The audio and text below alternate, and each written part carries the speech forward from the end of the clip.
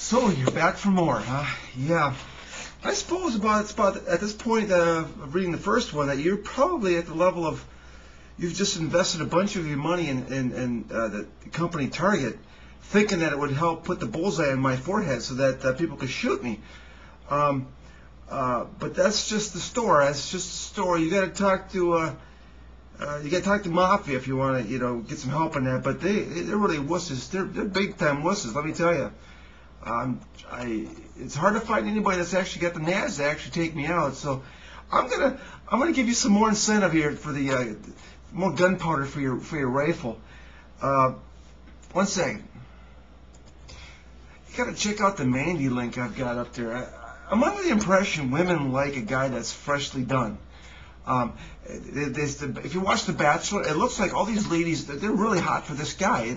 He's got some kind of a victory. There's a means of control if you win this competition. So it's a victory. I can do it. I can hold it up for the audience so that I can get this man. And I mean, I've seen. I don't watch that often, but I've seen it gets down to the final 3. He gets to test drive their vaginas, the last 3, and it's like, if I were to walk up to one of those ladies afterwards and say, "Hey, listen, I'd like to test drive your vagina too, can I?" She would say, "Excuse me?" and start dialing 911. And evidently, there's nothing at stake here for me. In other words, she doesn't want to make me happy. Or men happy. She just wants to win a competition and seek his love. Well, these things are ridiculous. It's all some fantasy land, and yet they're willing to screw though when it gets down to the final 3, and they make it's like no problem for the sex thing. And but when there's got to be some kind of driving force to make it happen. It can't be simply to make a guy happy. It has to be something involved that says well, you cheated on you cheated with my best friend, so I'm going to go now screw somebody else to make me happy again because you did it. So it's almost like no sense. It makes no sense to that kind of retaliation to go, well, you sinned, and thus I'm just going to go do it too. Even though I would normally never ever screw that guy. If he walked up to me, I would never screw that guy. But now that I've been freshly hosed over by my boyfriend, I'm just going to go have sex just because I can, and because now I have a means of making it happen. There has to be a driving force. It cannot be as simple as some guy walking up and saying, "Hey, let's do it." It's rarely that simple. Women have emotions. And if they are a scorned black widow from some other relationship, well, then now they're ready to screw, And it's very emotionally driven. I never really understood the whole. I was married for 15 years, and I didn't understand the sexuality with my ex. She wasn't as sexual as I, and it leads me to believe that we're sort of set up for about 2 or 3 wives per man. But it was just interesting that, she would require it about once a week, and I'd have to beat off for the remaining times during the week. But it's really amazing to me. It's an amazing thing to me. She knows she's gonna have whenever she has sex with me, it's fun. She gets enjoyment out of it. So you would think, if it's going to be enjoyable, isn't that enough? Isn't that enough incentive to just get naked and lay there? But for some reason, there is this thing. It's just not. They can't even come up with a word for what it is. It's just that you got to get emotionally into it. It's like, and yet that weekly timeline, there's no emotional thing. It's just simply she asked me, let's do it. She comes up to me and says, "Let's do it," and it's like no emotional thing involved. But it is just odd that that, and she gets pleasure. How hard would it be to just on a daily basis just say, "Well, I'm ready because she's going to get some pleasure from it each time." But it's like normally we live lives for the sake of pleasure. I mean, this is the idea, is that we're trying to get to heaven, right? And this would be to live with pleasure. And why not have sex a little bit more often? And somehow it is a chore to get naked and just lay there. And it's just not with my ex. This is with pretty much every lady out there, pretty close to most of them. And it mystifies me. It's going to be pleasurable, but for some reason it is a chore to simply get there. And I severely think that it would be a better setup in our marital lands, in our marriage, if a guy could marry about 3 ladies, because I don't know if it would work different just because of the sex drive. I don't think it would work reverse, where she could have 3 men. I suppose she could try that. I just don't think her sexual drive would match up. The Mormons, if you've seen some of the videotapes on these ladies and the guy, they actually form a nice relationship as far as the child rearing process. There's no need to get a babysitter or a nanny. It's simply, you got 3 wives, 2 of them work, or 1 or 2 of them work, and the other one takes care of it. It seems like a really easy approach to life. This multiple wife thing. It's something I think is really simple and easygoing, and actually satisfies the sexual urges of the guy in double or threefold that. And what I'm saying is that the ladies will feed off each other sexually. They'll actually get in the mood more because of sort of a jealousy issue. It's kind of like The Bachelor. It's kind of like a jealous, women. If their girlfriend is hot for this guy, she will be hot for that guy as well, because she's an idiot, but because women are idiots. But yeah, there's this jealousy issue. It's like, oh yeah, if you can have him, then I can too. It's a control issue again. It's based on idiocy. But one second. But I mean, if you could apply that to a marriage, then they can actually feed off each other somewhat and become good friends, and it really seems like a good relationship to have that Mormon thing where you got about 2 or 3 wives. I think more than that gets a little bit. Anyways, but there's many advantages in a family relationship. And again, he's not getting 3 times the sex. He's getting about 6 times, because they're going to feed off each other of the well, you got him, I can do him better kind of thing. Oh, you can do, I can do better. You think this is funny, but this is what's happening. It's when I see this behavior like this, and the other things I've talked about in my video, why I think that some ladies got IQ lower than 20, exhibiting this kind of behavior. But that's just the way it is. That's just how it works. That's the beauty of them. That's the adventure. Whenever you meet a woman, it becomes an adventure. I haven't seen this. This mostly happened when I was young, but for any of you guys out there, women can actually show attraction by actually conveying attention to another guy. They'll actually be hanging around some other guy in order to show the attention to you.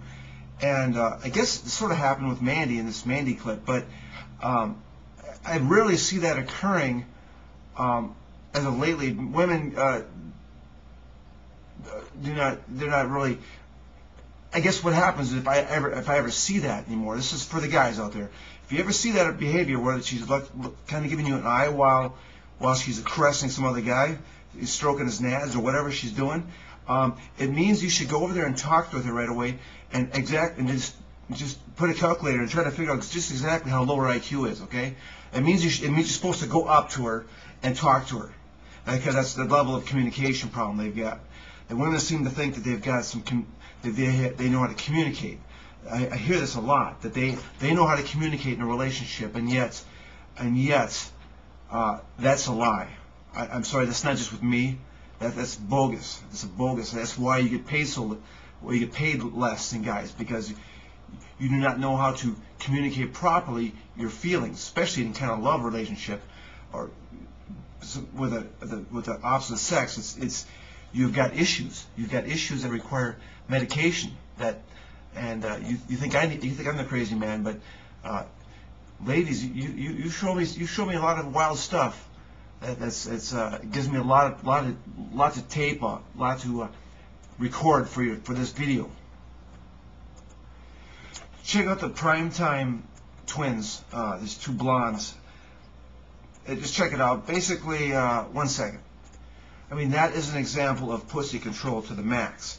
They're going to filter out the rats, the people that suck, like me. They're going to shoo them away and make fun of them in the process of that, and then they're going to go around and selectively determine what penis they're going to put in their vagina that night. And it is this behavior. It's you know, it's not just below 20 on the IQ scale.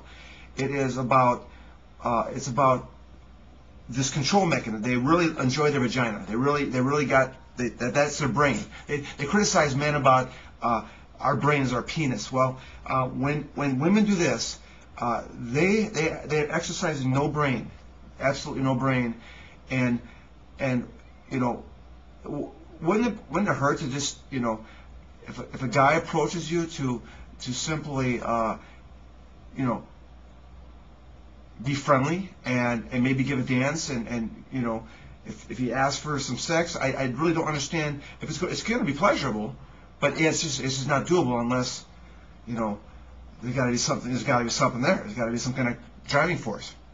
It's really too bad.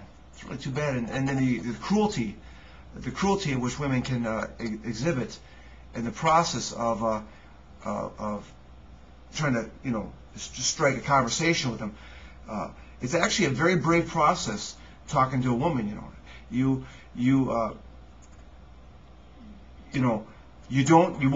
won't be proactive and go seek out the man. So the guy has got to be the one got to approach the woman and, you know, find out, you know, what's going on. And it actually takes some courage, especially if you've been dissed a few times.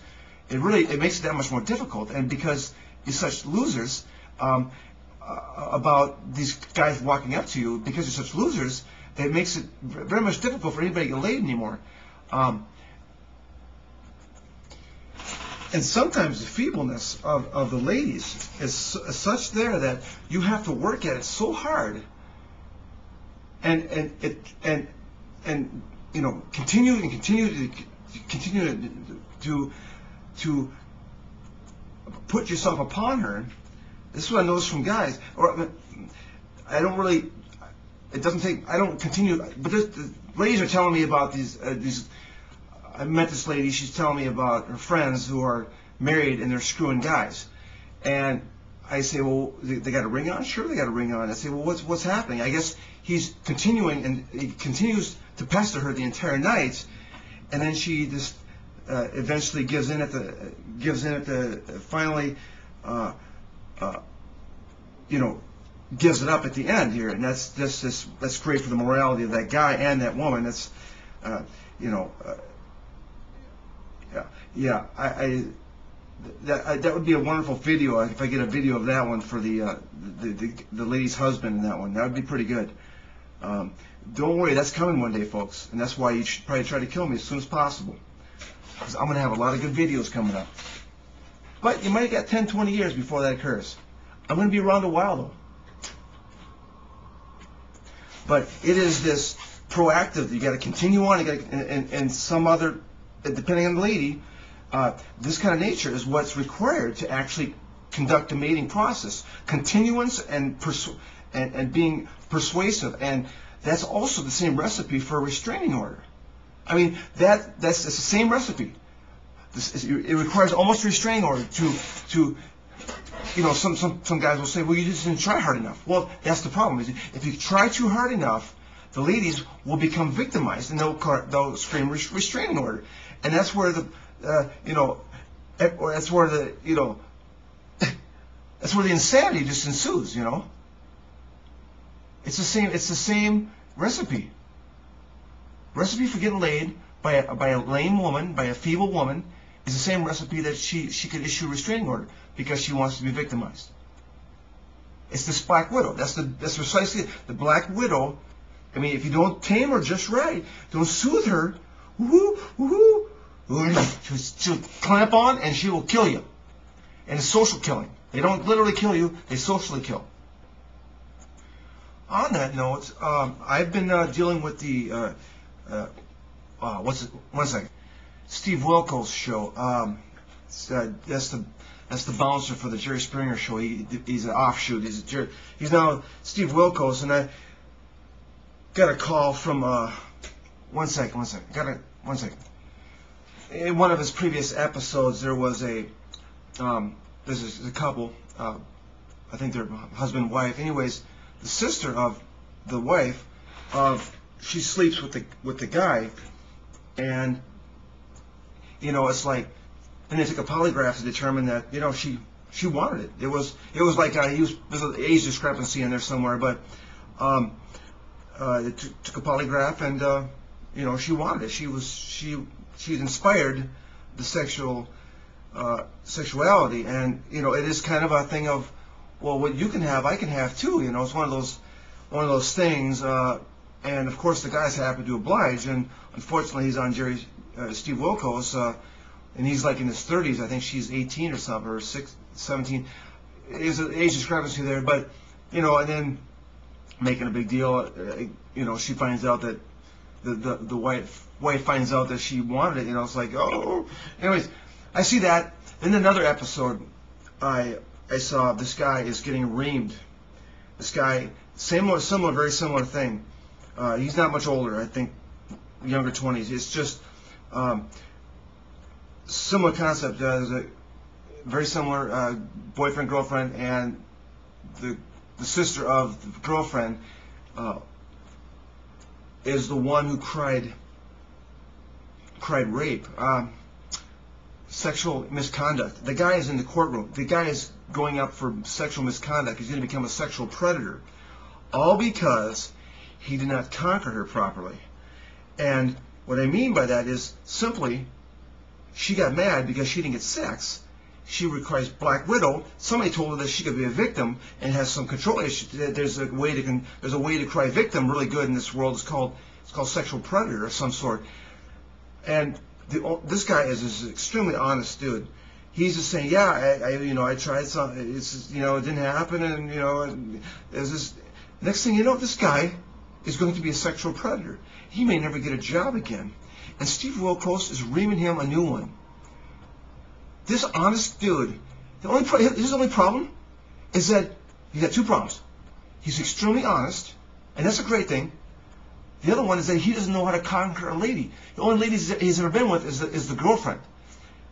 His problem is that he doesn't understand that she needs to be wooed properly, to be conquered properly. Otherwise, if somebody tells her, all the younger one, and there was an issue about 15, and she has her fly open. She's on the couch. She gets home from work or whatever, or something, and she's pretending to sleep on the couch with her fly open. So he's, making some kind of sexual, maybe groping or something. And I guess nothing happened. Nothing legally happened. It was when she was 17 that something happened. He tried again. He's just not sure what the hell he's doing. That's the problem with him. And then at this point, as she's 17, I'm thinking, this is when now he's a sexual predator of some sort. And I'm thinking, all the guy's doing is just trying to get some sex. He's trying to make her happy. He can't do it right. He's not sure what he's doing. That's his problem. And so I'm bitching at Steve Wilkos for conducting himself like this. He's going to get majorly reamed by the legal system and these predator laws that are out there. And this guy's done nothing wrong. Absolutely nothing. He's just trying to get some. And she's trying to get some from him. Only reason why now, and I'm bitching at Steve for not giving her a polygraph about her willingness to get naked too, because I guarantee you that chick wanted it. That's how it works. And then somebody says to the lady, the 17-year-old says, "Hey, do you know that there's a sexual predator law that you can set up with that you can get this guy in trouble?" And she goes, Really? Oh my God! You know, I didn't get laid, and I'm pretty pissed off. So I'm going to use that to my advantage. And next thing you know, they're on the Steve Wilkos show, and this guy is getting reamed by Steve Wilkos. And so they called me up. One second. So a lady from Steve Wilkos calls me up and says pretty much, in an email it says, women are weak and feeble and need to be conquered properly. So she reads that off, and I'm thinking, oh, this is not going to go well. This is some lady, and I can tell she's not too happy with this. And I'm just trying to, I keep it real, you know. I say, hey, you know, I'm pretty unhappy with how that guy was treated and how he's getting treated by the legal system, because I believe statute of limitations is probably 16 in her state, and she was 17 at the time. I haven't a clue how this guy is getting into trouble, and it's just the beauty of the system, I guess.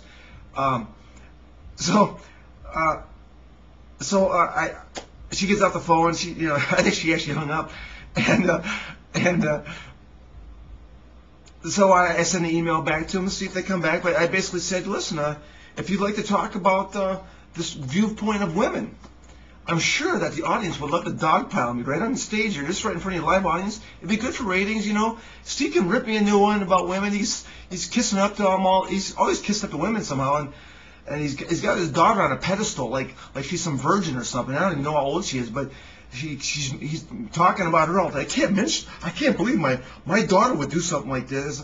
Well, you know, those are probably the ladies that are probably getting it by 5, 10 guys, you know, by now. I had no idea. She's probably 15 or something. So Steve Wilkos, if you're listening, I don't know how old your daughter is, but when they reach sexuality, when they reach puberty, it is, you know the reason why, Steve? You know the reason why this occurs. They reach puberty is because it's now time for sex. Okay? Now, I realize that, you know, I don't know what, you know, I realize it's not legal until the age of consent, but you know what? They're having sex, and most laws are set up for, in the state of Minnesota here, it's like 2 or 3 years. If you're 13 or 12, you're 12, you can bang somebody that's 14, maybe 3 years older, maybe 15, and it works about that way all the way up until you get basically the age of consent, and then it's like 16 in Minnesota, and you can pretty much do anybody from that point on. But there's a beautiful statute that's really poorly worded, so you're best off waiting. You know, if you want a 40-year-old guy, you're best off waiting until you're 18, just because of the wording of some of these things. So just because it's a very complicated world, it makes it very, very Black Widowish. If anybody wants to cry victim out there, but Steve, I mean, that's the reason why puberty exists. It's basically it's their time to breed. Now, of course, I don't want my daughter breeding until she's 30, but I don't. It's like the sexuality thing. One second. Steve is on his show saying, "I can't imagine my daughter being groped by you." Well, Steve, this is probably going to occur at some point in her life, and I'm willing to take a guess that it's already happened. That's usually the irony to these shows like Steve Wilkos, is that his daughter's probably already had sex with somebody, and it's probably somebody in their 20s. I just wanted to point out that with his age, it's got to be so close to the age, 2 or 3 years apart in Minnesota, and we know just how immature 12-year-olds and 15-year-olds are. You know, it seems like if my daughter was to have sex with some guy at the age of 15, you know what? I don't like that age restriction, because I know that a 20-year-old or a 21-year-old is going to treat her with more respect and more responsibility, because that is, the older you get, the more responsibility you have. And I do not believe that her having a sex with another 15-year-old is going to be somebody with more maturity. I don't understand this. We're stupid when we're young, and unprotected. It could be unprotected sex. It's all kinds of things that they just don't give a crap when we're 14 or 15. and it seems like somebody more mature in the 20 or 21. It seems like that's actually makes more sense to me. Somebody that's more mature, more responsible to guide her into sexuality. I mean, that's pretty much the law. When you hit 16, you can be with anybody at that point. I don't understand the concept in which when you're under 16, in which you no longer the mature men are some kind of predators at that point, and this just seems like a setup for victimization. A 50-year-old can date a 20-year-old, okay, and this is actually happening with David Copperfield banging all the supermodels, all these models that he's working with, and but for some reason when I try to hit on somebody that's 20, I look like some kind of predator. Oh my God, you're 40. Oh my God.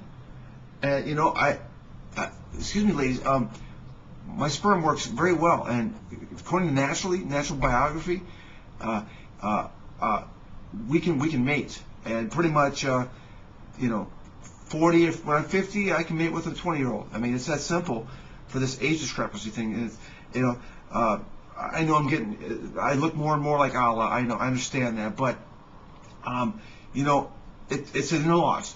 When you turn age of consent, everybody's fair game. And maybe your thoughts are, ladies, that I'm not special and David Copperfield is, and that's why he deserves to get 20-year-olds. Listen. All men are special, and you know, it can all work out. It's just, you know, whatever captures the moment. So it shouldn't be such a shock about the age discrepancy. Now, Steve, you probably think that I don't have a daughter. Let me correct you on that one. I have a 9-year-old daughter, and you know what? Again, I do not want her getting pregnant until she is really settled down in her 30s. But you know what? Her mother didn't have sex. She was a 23-year-old virgin when she met me. Okay, so I don't envision her being too sexual too early on. But if she does, you know what? I just want to make sure that she doesn't get pregnant. But I understand that these things occur, because evidently you don't, Steve, but they do occur. And I just want to make sure that everything is no kids showing up until she's 30, and pretty much it's fair game. And I know her mother does not think that. She's going to try to, you know, keep her pretty tame till she, like my wife's age was 23-year-old virgin, and you know, it just simply happens when it happens, and you don't need to make any comparisons to some predators out there that you call predators. They're just simply trying to make, I don't know, they're just trying to make everybody happy. That's all these guys are doing usually, just making people happy. That's all they're trying to do. And that's all that lady on the couch was doing for that gentleman, that offender. You know, she was being very passive, and it didn't happen, and she cried victim. So it's awful. So Steve, if you want me on your show, I'd be a punching bag for you. You know, you'd have a lot of people on your side in this. But I got a feeling there's a lot of guys on my side out there understanding what I'm talking about here. And on this victimized note, I remember when Arnold Schwarzenegger was running for governor in California, some lady comes forward and says, "Hey, he groped me." You know, I'm under the impression, I'm going to take a stab out there and say that the only women that come forward to complain about anybody's sexuality are the ones that didn't get it from the guy. In other words, that lady, if she would have gotten it from Arnold Schwarzenegger, she would never have said a word. She would have been very happy and had a good memory, and everything would be fine. But the only memory that she has left is the one that said, "I didn't get anything because she didn't give me enough feedback to say, hey, do me, you know." So poor Arnold's getting, you know, grope allegations, and I'm pretty sure it's just a black widow. It's just a black widow who did not get done by Arnold, and these are the ones that are coming forward. All the ones that got done by Arnold They're not coming forward and saying and complaining. So it's almost like sexual. It's like any of this sexual harassment stuff. It's almost like I don't know if I want to make a bold statement that all of them are simply saying that they weren't getting done. They weren't. They didn't get any sex, and thus, I want to be a victim, and I'm going to cry rape or something, harassment. I mean, Bill Clinton whips it out for that one lady. 1 second. Exposed himself to Paula Jones, and then she complained, and it's almost like a boost. It's almost like a boost in the ratings for Arnold and Bill Clinton. I've even got a shirt that says presidential allegations come forward. The gropings, the exposures, the sexual harassments. It's almost like it's a boost to the ratings. When you get this stuff. But Bill whips it out. Evidently, Bill's whipped it out before, and he must have got something. Otherwise, he wouldn't have tried that. I mean, it's probably that it worked two or three times before this. Show the bait, and hopefully somebody hooks on. And for evidently for Paula Jones, she didn't latch on, and then she complains. She didn't get done. She's the one that didn't get done by Bill Clinton, and she's the one that's complaining. So go figure, huh? NBC had this series called To Catch a Predator, and I mean it's kind of funny to see these guys get caught. At the same time, they're wondering. Here we got the host. What's his name? 1 second. It's with Chris Hansen, and they're wondering how come these guys are doing this. How come these guys are doing it? And I had eventually sent them a letter saying, "What the hell are you guys doing, man? I mean, this trap is basically illegal, but they're wondering why these guys are doing this, why they're so stupid." Let me give you a reality check, Chris Hansen, you stupid idiot. Okay? They've reached puberty. It is a natural instinct for every species on the planet to try to find somebody that's gone through puberty. Okay? Now, Chris Hansen, I say, Chris, why don't you try this with 8-year-olds? Put an 8-year-old in there. See if you're going to find somebody that's going to go after them. And I'm pretty sure you're not. Okay, unless they're really sick. Okay, gone. They're just completely mentally gone. Okay, the reason why these guys go after 14, 15-year-olds is because it's natural to. It's completely natural to be attracted to somebody that's gone through puberty. And half these 13-year-olds look like they're 18. So it sometimes can be very deceiving what they look like too.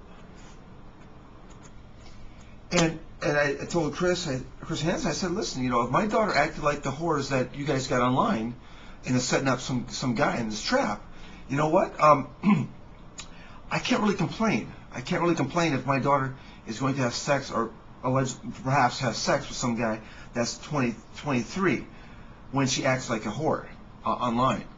Okay? It is, this trap is unbelievable that they got on there. Right?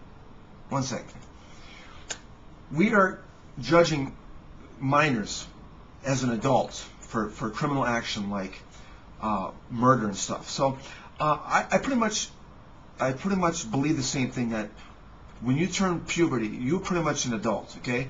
And you will take responsibility for your actions. If you want to conduct yourself like a whore and get yourself set up for some sex, you've conducted yourself as an adult, and that's the behavior. For ladies, for Chris Hansen and everybody to somehow say that that these ladies are some kind of victim when they're acting like a whore, just look at the laws for trying minors as adults, and if you want to get yourself into that kind of a situation, then you're pretty much an adult. It's like tempting somebody with money. You put up money in front of a public place and see if somebody will take it, And I guess it is stealing. I guess, it may be stealing, but if you think they get away with it, then they're going to do it. And it's the same way with these 15, 14, whatever they're doing. These ladies, it's like they're setting these people up here. Come to here's my address, and bring a rubber and some booze or whatever. And these guys show up and, oh, you got rubbers and a booze. That means you wanted to have sex. Well, yeah, I guess no crap. really, it's like they have the evidence now that they want to have sex. No, coming over there, giving them the address and saying, hey, here's the money, here's the bait, the money's right here. It's like, anybody that thinks that they can get away with it, break. I guess it is illegal, and that's the only thing about it, is that it is, anybody who has some sense of legality is not going to do this. But then it is like putting money in a public place that it would be considered stealing. It's tempting, okay? And it's almost comical. I mean, Chris Hansen is almost more comical, in the way they conduct this experiment than it is these guys getting caught. They're begging for their mercy, oh, I didn't mean to do it. It's like, one second.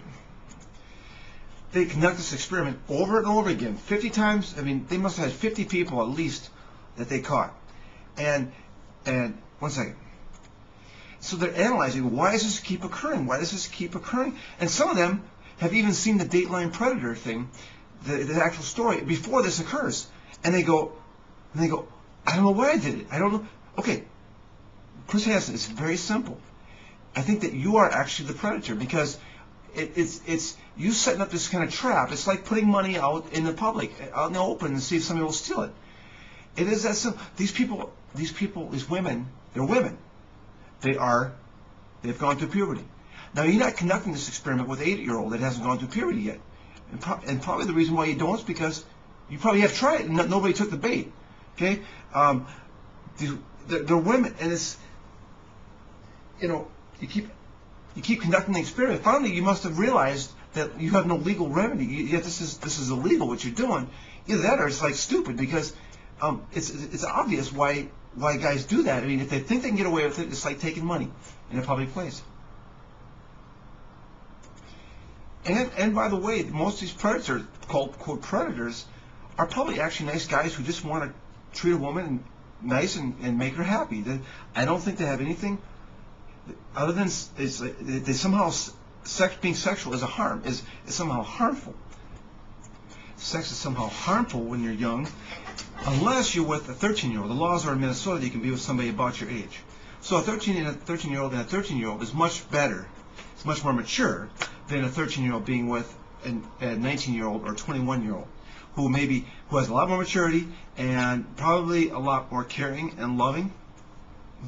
That's as we grow, as all of us grow older, we know we're more mature and have a lot more knowledge about things. And somehow the laws are set up that 2 13-year-olds are cool, but a 13-year-old and a 19-year-old, that's not cool. So go figure.